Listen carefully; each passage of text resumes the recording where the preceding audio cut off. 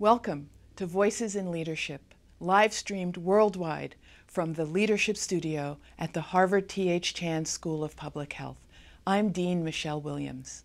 The goal of Voices is to highlight the experiences of leaders confronting major public health frontiers and to better understand effective leadership and how it can affect change. I hope you find this program engaging and informative. Thank you for joining us. Good afternoon, and welcome to our audience here in the studio and to our viewers online around the globe. I'm Eric Anderson, the Director of Voices in Leadership. This series focuses on the lessons of effective leadership to create positive change in public health. This event takes place in the Leadership Studio, where the programs and related content have received over 4 million views to date and counting. Today, we host a discussion entitled Leadership Begins in the Community, Peace Corps and Global Health with Professor Richard Frank and Dr. Jody Olsen. Dr. Jody Olsen was sworn into office as the 20th Director of the Peace Corps in March 2018. She is committed to leading a Peace Corps that remains the world's preeminent volunteer agency, offering all Americans the opportunity to serve their country. Under her leadership, volunteers' health, safety, and security will remain the agency's top priorities. Dr. Olsen began her career as a Peace Corps volunteer, serving in Tunisia from 1966 to 1968. She has since served the agency in multiple leadership positions. Prior to returning to the Peace Corps in 2018, Dr. Olsen served as a visiting professor at the University of Maryland, Baltimore, School of Social Work, and director of the university's Center for Global Education Initiatives. Throughout her career, Dr. Olsen has championed the expansion of service, learning, and international opportunities for Americans of all backgrounds. Before I turn this discussion over to our moderator, Professor Richard Frank, a Peace Corps volunteer in Botswana in 1975 and 1976, please join me as we welcome Dr. Jody Olsen to the Voices in Leadership series at the Harvard T.H. Chan School of Public Health. Thank you.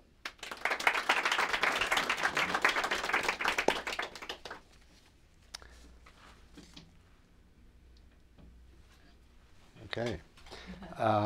Dr. Olsen, welcome to Boston and the Chan School of Public Health. It's a special pleasure for me to to be interviewing you as a returned Peace Corps volunteer myself and the father of a recently returned Peace Corps volunteer. And so I'm thrilled to get a chance to visit with you. Thank you. I'm very excited to be here.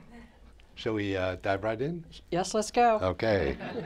As Eric mentioned, you've been a volunteer, a country director, a regional director, chief of staff, and now director of Peace Corps. It's clear that there is probably no one on earth who knows the agency better than you. What experiences coming up through the ranks and beyond have most affected the way you lead? Well, I appreciate the question because I've been in and out of Peace Corps several times, as you see. And what I have found exciting is that beginning in the community, in Tunisia, Sousse, Tunisia, when you have to live and breathe it the way every Peace Corps volunteer lives and breathes it, and all the vulnerabilities that go with it, struggling to learn Arabic, really struggling to learn Arabic, struggling to learn French, and how that carries with you in every other role that you play. What I feel excited about, too, with Peace Corps, because it has a 5-year rule. And so when you work for Peace Corps for 5 years, you have to turn in your badge, say goodbye, everybody celebrates you, and you go off.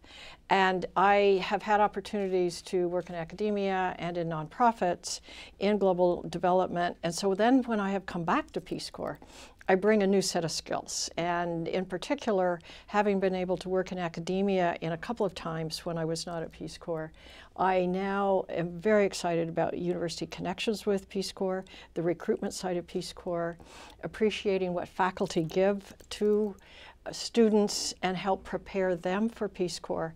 So I feel very lucky in having this leadership role, but knowing and never forgetting the roots of being a Peace Corps volunteer. That's where it begins. That's great. Since probably it's been just a little bit, as you said, it is a 5-year rule, how do you keep in touch with sort of the modern demands on the volunteer and the sort of changed environment that they all serve in? Well, today, as we know, that there's instant communication. And so the programs that we have, because it is about integrating into the community, it is about language, it is about eating fufu in Togo with your family, about chasing the chickens, taking the kids to market, and none of that involves a cell phone. So part of what we do today is suggest to volunteers there's a time to connect with the family, but there's a bigger time to really be present in the day-to-day activity of what you're doing and being in that community. And what's exciting today is that as the volunteer communicates home, usually about once a week, that family at home is now being part of the Peace Corps experience. And so I feel that today's way of being a Peace Corps volunteer is actually broadening the role that volunteers play and better bringing together the communities, the counterparts, the students with people in the United States. I might note that one other aspect that we're continuing to discover is that volunteers who return home often stay in touch. And so they might, for the next 3 to 5 years, continue to be mentoring their students and then flying back 5 years later to go to the graduation. Or they might be continuing to give advice and taking advice from counterparts. So what used to be a 2-year experience is now integrated into a lifetime of experience. Yeah, very true. Certainly true of my son. What methods do you use to communicate now that you're distant? I guess the technology has made it easier, but what are the techniques that you use to stay in touch with volunteers, with country staff, et cetera?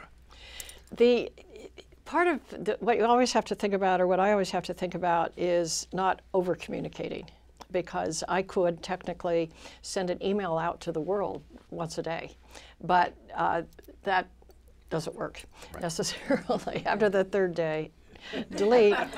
So the important part is all the ways. So what we do, for example, is have on our website a lot of materials for staff and for volunteers overseas. How do we make those very user-friendly that volunteers can climb into them easily? and shape those to make them, we call them LibGuides, and they have all kinds of projects and trainings and things that volunteers connect with. We also have informal talking by phone between headquarters and the country posts. I send out a monthly newsletter to tell everybody that we're really appreciative of what they're doing and the events that are going on. We text message, we have Facebooks, pieces. You can tell I'm not very comfortable with these words, the social media words. And it's important that we find a lot of different avenues for communication because, as you all know, by generation, we communicate in different ways. That the younger we are, we're more likely to communicate through very specific social media ways. Older folks we're still on Facebook and actually put a stamp on an envelope once in a while. So it's understanding how to mix and match all those ways of communicating effectively. That's great. You know, one of the things that I think we share as volunteers is that when you become a volunteer, you're sort of giving yourself over. Yes. And you really don't know what you're getting into at the time. And so probably more than almost any other organization, you rely on trust. Yep. And but in your job, you have to build that trust, but then you also have a zillion other constituencies. Can you talk a little bit about the way you work on building trust from the various corners? Trust is key. And coming back very quickly to being a Peace Corps volunteer is where trust has to be established, and every one of us has to learn about trust. And because you can't be effective with your community, your counterpart with your students, if you don't have open trust, if you don't share your own vulnerabilities. And that's a lesson, I think, as you alluded to, Professor, that you have to take in various leadership roles that you have later on. In how do I be transparent as I can? How do I be as honest as I can? How do I put it out there as much as I can, whether it's internal, whether it's external? Because of today's way of communicating, instant it can be, that you have to be who you are. You have to be straightforward. You have to communicate as directly as you can because it comes back. And so I really work hard to be as honest and straightforward as I can in however I communicate. And I learned that again in a community when I was a volunteer. And how do you balance the demands? You know, you have to navigate the State Department, the embassies, other NGOs that are operating alongside you. How do you sort of navigate that while at the same time holding that trust of the volunteer? Navigating with all the other federal agencies, nonprofits, groups, posts, the global community that we work with, fortunately we have a team. We have a wonderful staff team. And the important part for me is that within that staff team, we understand what our message is. We understand what we're saying about the importance of the community experience, about the importance of the volunteer, and the importance of being in countries as they invite us to be there. So whether it's me with the Department of State or whether it is with somebody else, it's really through the team, but it is a consistent message flowing outward. And so the team building in the senior staff is key. Because of having global communications, you're all needing to carry those same kinds of messages, including the country director, who's informally close to the ambassadors in every one of these countries. And I always have to remember that when I'm sharing an idea, that idea is going to keep rippling. And sometimes you want to say, ooh, I want that one back. It went a little bit farther than I wanted. But the importance of knowing this is what's going to happen, and that you're sharing a common theme so that it can ripple out throughout the world as we meet with the various constituents. So, you know, as a volunteer, you're often taught that you should be bringing people along to take over your job. Right. And, you know, I guess what you just said makes me think that to some extent, you're doing the same thing in leadership at Peace Corps. So can you talk about your mentoring style a little bit in the context of your leadership team? Mentoring is very, very important because I think as a leader, it's really important to know that you have been given this opportunity and you're not going to have it very long. I mean, you hope you get it a fairly long period of time, but you're only in it for a certain period of time. And how do you mentor others? How do you make it possible for the next generation or the people that come after you? And for me, it's trying to share what goes through my head. It's trying to share what about this, what about that, so that others are hearing some of the thinking as it's being thought. The other part of it for me is to say, when someone says, not a great idea, that you're hearing it and you're talking about it.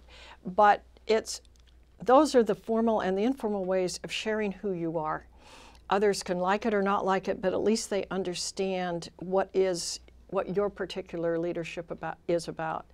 I also think it's really important, particularly with people who otherwise don't have immediate access to mentors, to mentor particularly younger people. And so we have people, for example, that work at Peace Corps that are returning Peace Corps volunteers. And so they might be 26 and they've been at Peace Corps for a year. An opportunity to sit with them, talk with them, hear what they have to say. They teach me a lot. And I want to be there for them in terms of how I think. And I find that a really important responsibility is to mentor, mentor, mentor. And part of that is just sharing yourself with all the warts that go with it. Yeah, it's interesting that you started your answer off by, in a sense, raising up the sense of urgency you feel in terms of the press of time. I guess there's a double whammy for somebody in your position in that there's the natural flow of Peace Corps, and then you're a political appointee above that. Yes. And does that really heighten that sort of there's a ticking of the clock? Yes, there's always thinking of the clock.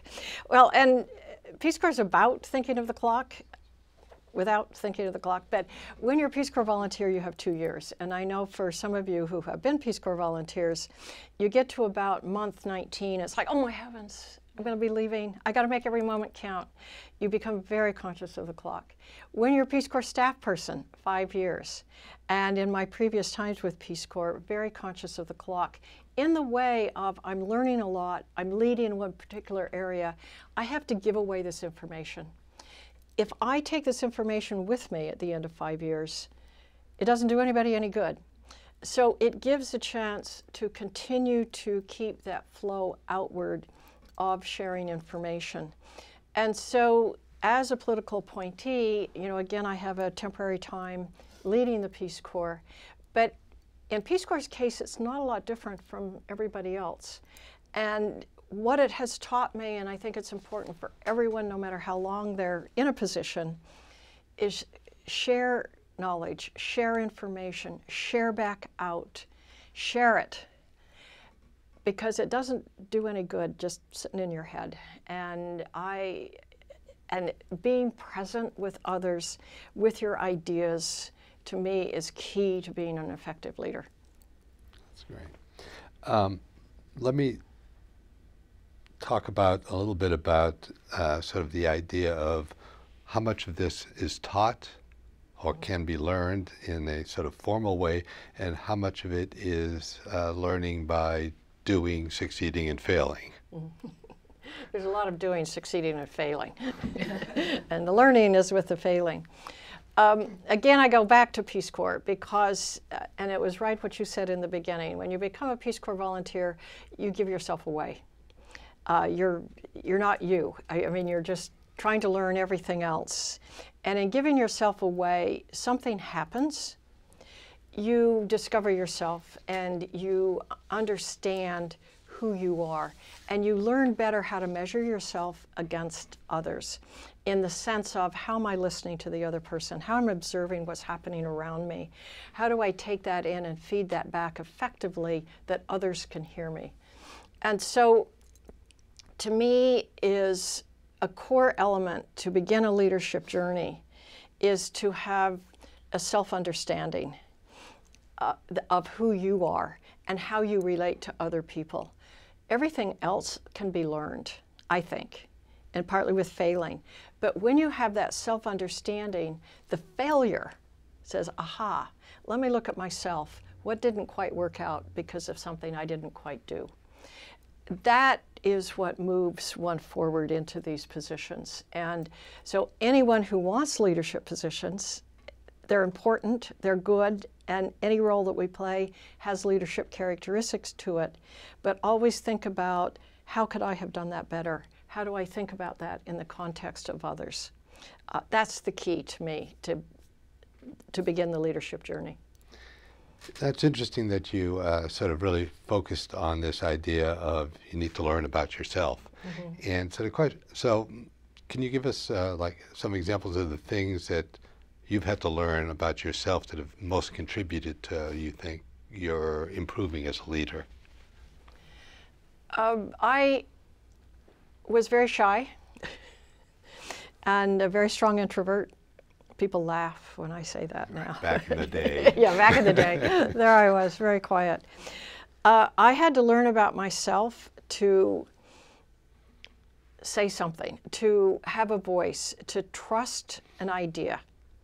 And part of trusting the idea is in listening to what's going on in your head with your idea as other people are talking and thinking, okay, let me put it out there. But let me put it out there, not that it's a done idea or that it's going to be the greatest idea given, that it's just something that's going to move on to in a conversation.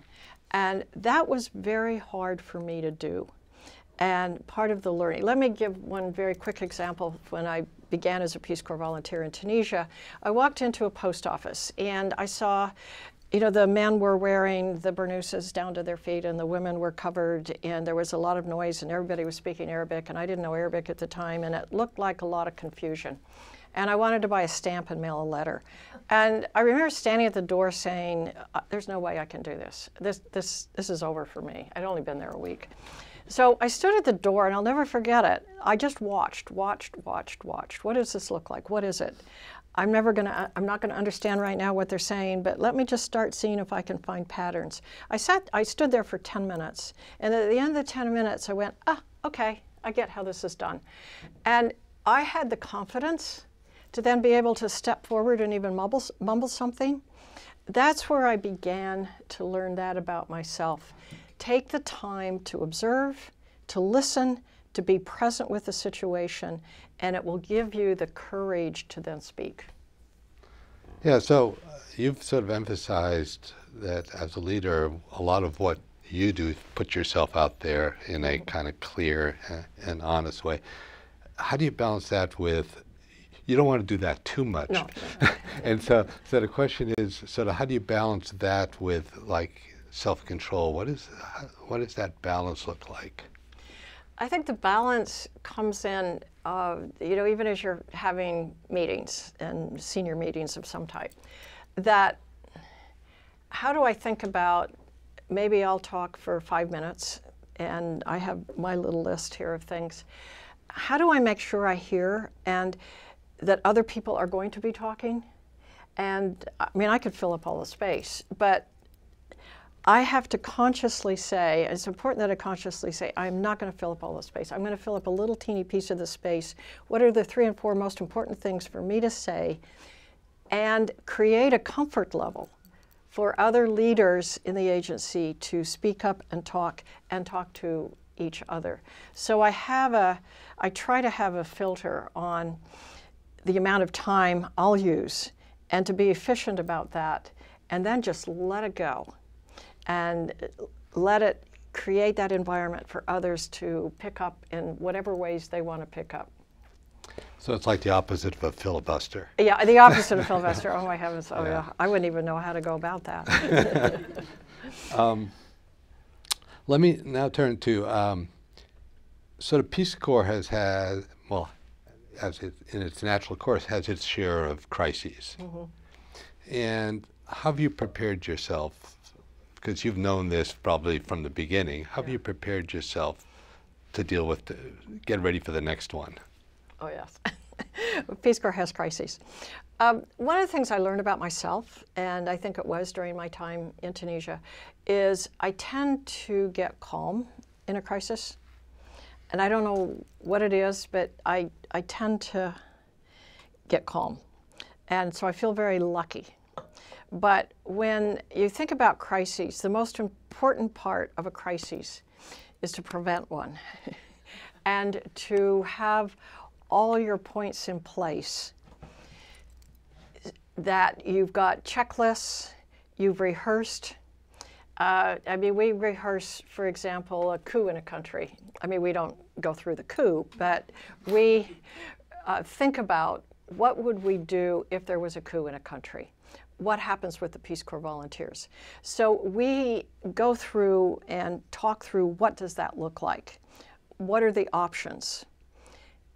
Write down the procedures, because this could be, so far away, the whole system could go down, and we've got to make sure that those in the country are also prepared. So we are very strong on procedures, and I've learned in managing crises, the most important part is procedures and prevention to the extent, now you can't prevent everything, but that you have discipline and you've practiced.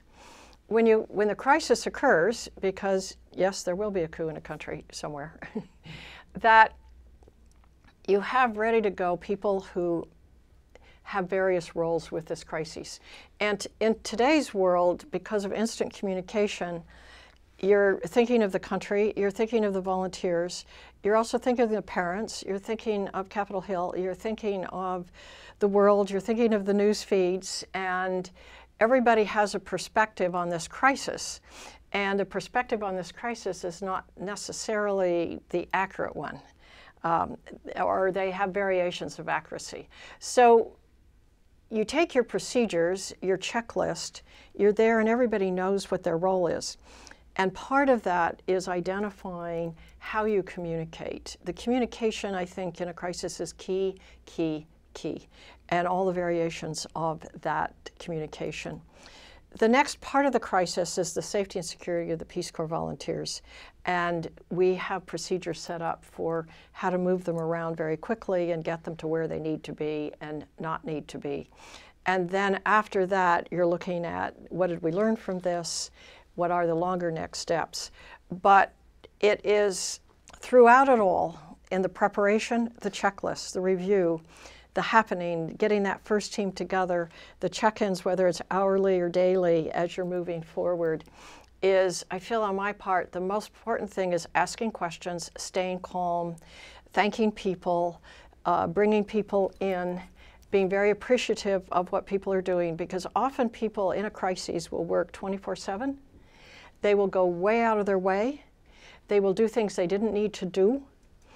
And to recognize that even as it is happening will keep as much calmness as possible when, as I say, a coup and you have to move volunteers in 12 hours or 24 hours even out of the country and you don't have enough spots on the plane, and you get the picture. That it is that preparation and that constant respect for people who are managing all the details of that crisis. And so,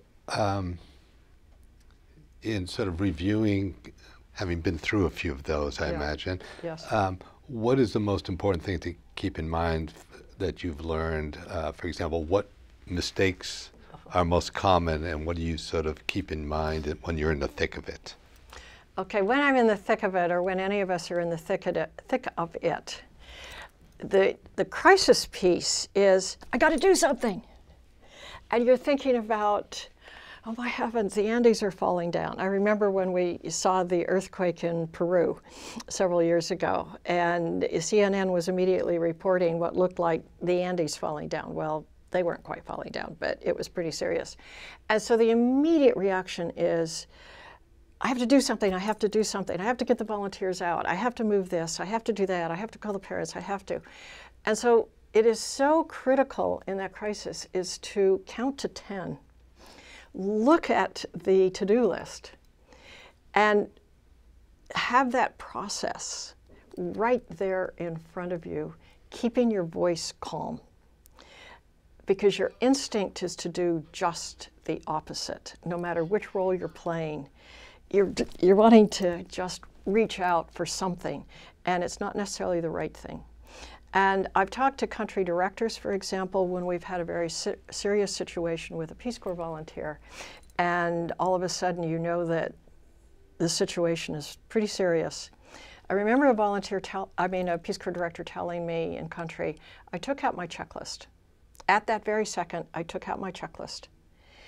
And then I knew exactly what needed to happen, how it could happen, and how I could continue that leadership role as it happened, because I was able to take my emotion out of it for that time. My emotions can come in later, but for now, I need to stay calm, I need to lead, I need to follow the plan.